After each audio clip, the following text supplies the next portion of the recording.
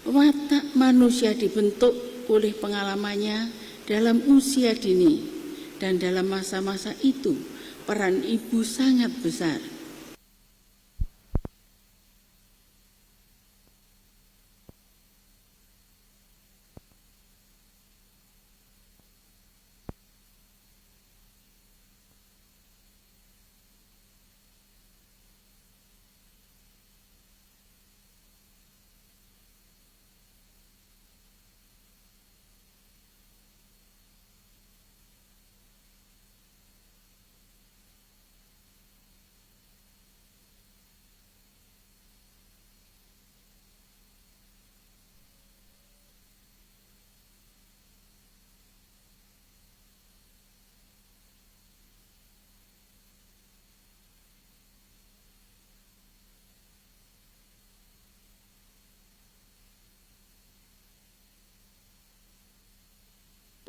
Diberi kekuatan lahir dan batin, dan semoga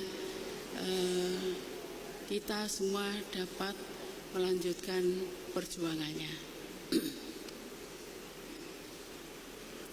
Ibu-ibu dan hadirin yang saya hormati, saat ini saya merasa berbahagia dapat bertemu muka dan bersilaturahmi dengan ibu-ibu semua, tokoh-tokoh wanita Indonesia. Pertemuan kita kali ini kita lakukan dalam rangka memperingati Hari Ibu yang ke-65. Beberapa hari lagi. Karena itu, tidaklah berlebihan jika kesempatan seperti ini juga kita gunakan untuk sejenak merenungkan makna perjuangan wanita Indonesia bagi bangsa, keluarga, dan dirinya. Sejarah perjuangan bangsa kita mencatat bahwa kaum wanita Indonesia selalu ikut serta dalam perjuangan bangsanya. Perjuangan tadi dimulai sejak bangsa Indonesia bangkit melawan penjajahan dalam pergerakan kemerdekaan, dalam perang kemerdekaan dan revolusi sampai masa pembangunan sekarang ini. Sejak tahap yang paling awal dalam perjuangan nasional, kaum wanita Indonesia selalu ikut berjuang bahu-membahu dengan kaum pria. Dalam zaman pembangunan sekarang, peran kaum wanita mendapat tempat yang makin kukuh, baik sebagai ibu dalam keluarga maupun sebagai kekuatan pembangunan bangsa. Hadirin yang terhormat, tercatat dalam sejarah bahwa pada tanggal 22 Desember 1928, 65 tahun yang lalu, kaum wanita Indonesia mengadakan Kongres Perempuan Indonesia yang bertujuan untuk mewujudkan persatuan antara organisasi-organisasi wanita yang telah ada waktu itu. Kongres juga mengambil keputusan untuk mendirikan Badan Permusyawaratan Bersama yang diberi nama Perikatan Perkumpulan Perempuan Indonesia. Keputusan kaum wanita itu sangat mendasar sifatnya dan jauh jangkauannya ke masa depan. Hal ini membuktikan bahwa kaum wanita kita adalah pelopor persatuan bangsa. Keputusan kaum wanita Indonesia itu merupakan dukungan yang besar terhadap Sumpah Pemuda yang dicetuskan 2 bulan sebelumnya. Sejarah bangsa-bangsa dan sejarah bangsa kita sendiri menunjukkan bahwa persatuan dan kesatuan bangsa itulah yang merupakan syarat penting bagi kemajuan dan kesejahteraan. Kini bangsa kita telah menjadi bangsa yang merdeka.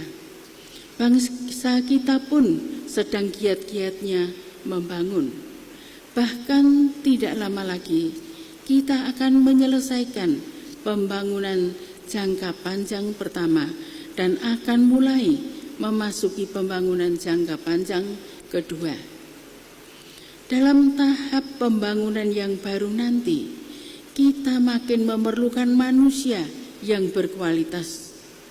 Untuk itu, kita perlu meningkatkan pendidikan bangsa kita dalam segala bidang, memperluas wawasan dan membentuk watak.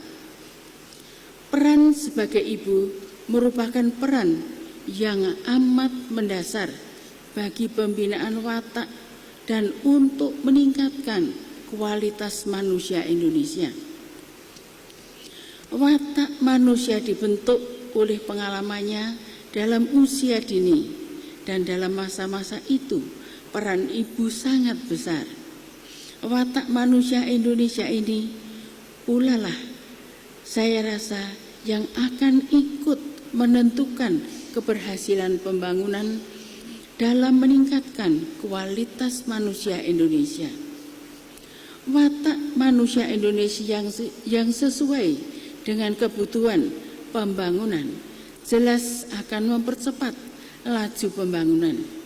Sebaliknya, watak yang tidak sesuai dengan kebutuhan pembangunan jika tidak setahap demi setahap dikurangi bisa menghambat laju pembangunan. Agar kaum wanita Indonesia dapat membentuk watak manusia Indonesia yang sesuai dengan kebutuhan pembangunan, maka penting sekali peningkatan pendidikan dan penambahan pengetahuan bagi kaum wanita.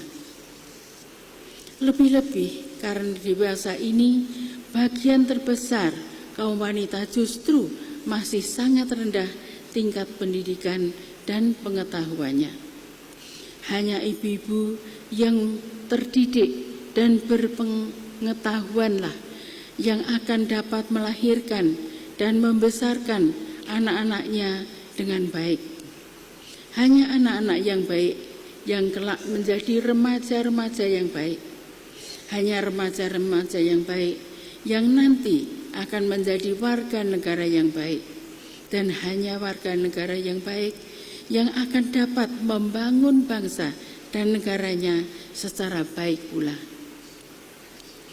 Pendidikan dan tambahan pengetahuan yang diperlukan terutama adalah pendidikan dan pengetahuan yang dapat meningkatkan peranannya sebagai ibu yang baik dan sebagai warga negara yang bertanggung jawab.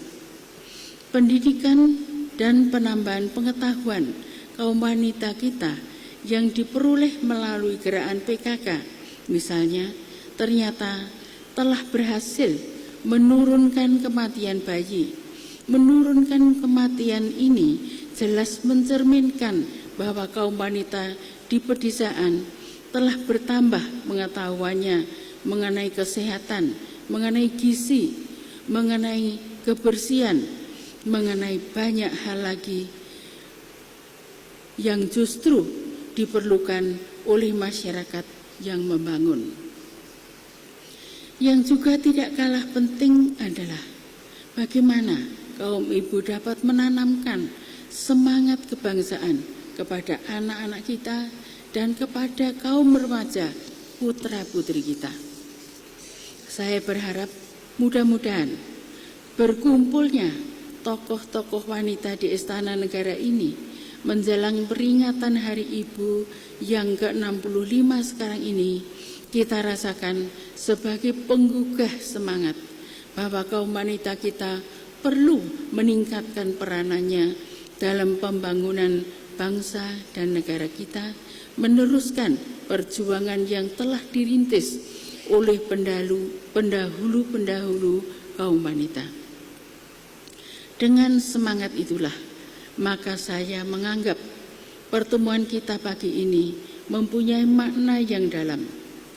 Akhirnya, marilah kita selalu memohon kiranya Tuhan Yang Maha Esa senantiasa memberi bimbingan kepada kaum wanita Indonesia khususnya dan kepada bangsa